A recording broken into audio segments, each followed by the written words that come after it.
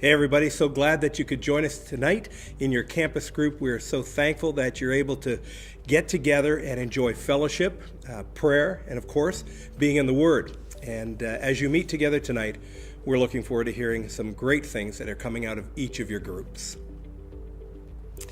Alan, you know, you've been quite generous to me recently and bought me a whole bunch of cups of coffee over the last few weeks. So I've got a bit of a present for you. I bought you a drink here today.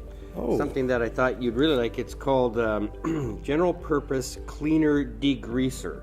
And just take a swig of that. It's really quite good. Thank you so much for this, but what do these odd symbols here mean? Don't worry about those symbols. It's got really good. It's a cleaner and skull degreaser. and an X. Okay, maybe later. How about that? All right. Okay. You know, maybe later. just to illustrate how silly it would be to actually drink something like this, right? Would be not good at all. But what we're talking about and what we talked about on Sunday is the whole issue of toxic relationships. And sometimes in relationships we take in all of these toxins and sometimes we give out all of these toxins. And really when we stop to think about it, it's extremely dangerous. Yes. Alan, I'm just wondering if you have, over the course of your young life, Thank you, my friend. Have had opportunities to receive some toxicities from people. Have you ever been involved in some relationships where afterwards you go, wow, what was that all about? Sure. One immediately comes to mind. It was, I was at a favorite haunt having a coffee, and I was trying to get to know some people with the mindset of sharing the gospel. Came across this one guy who seemed really quite nice and started getting to know him, discovered that he was a believer. But over the next 2 or 3 interactions with him, it became very evident that there was something just not right, especially when it came to a bunch of stuff around theology and around the church. As a matter of fact, he didn't go to church, and he looked very negatively on church. It got so bad that in one of our interactions, I actually got angry. I didn't realize how much he was causing a certain part of me, that ugly part of me, to come up and not speak well. Mm-hmm. And that became a very evidently a toxic relationship that I had to step back from for a while. So his negativity was actually increasing some negativity in you as well. Absolutely. It was not good. I just want to let you know that man has gone on to really turn around. And we're thankful for that. Good, great. Well, you know, the whole issue of toxicity in relationships is a confusing one, and that's what we're going to be talking about. And just as we introduce the subject matter, I think it's important to stop and recognize how sensitive this issue is.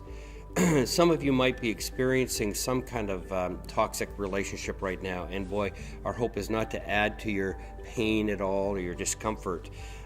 But it is an important issue that we need to address. In my message on Sunday, I was using this quote from a roommate of mine, David Simpson, who wrote this book. It's always kind of awkward when a former roommate of yours writes a book about relationships. You wonder where you will be in the book. Yeah, well, on page 24, Okay. I think there's a few examples. But he says this in the book. He says, the fact is, toxic relationships drain you emotionally and spiritually. Toxic relationships can cause a high level of stress, discomfort, tension, aggravation, and unhappiness. And then he adds this: whenever possible, attempts should be made to detoxify the relationship. Right. And I think that's what we're talking about here. It might sound a little bit like a pop psych idea, but actually God has some very significant things to say about that, about how He wants us to relate with one another. How about yourself? Have you ever had a moment in your life where there was someone that really was a toxic relationship? Well, that someone was me.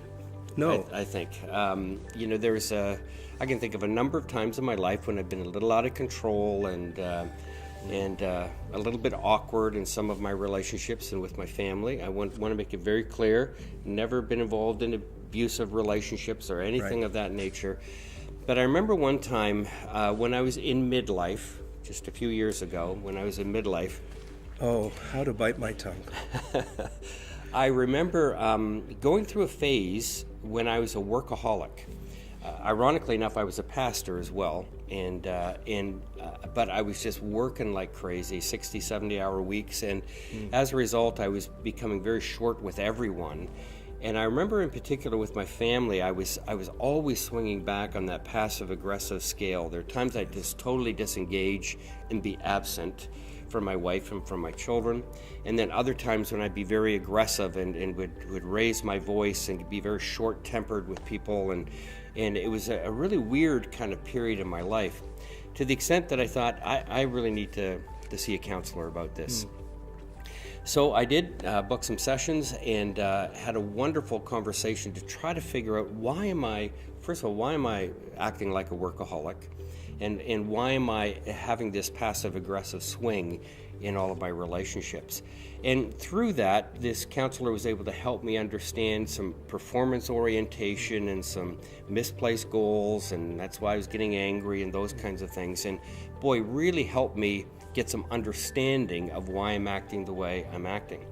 So as well as toxicity coming from other people, I think what I've learned is that, boy, I can create some toxins that can drip into other people's lives too, and I need to be very careful with that kind of thing.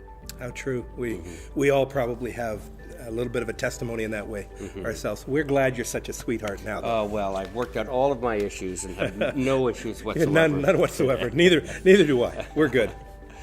As you meet tonight, you're going to be looking at a number of scripture passages, and please dig into the Ephesians passage quite deeply and significantly and look at those terms, and let's examine some toxicity in other people as they're influencing us, but also let's own our own stuff and realize that we don't want to be dripping toxins into other people's lives as well.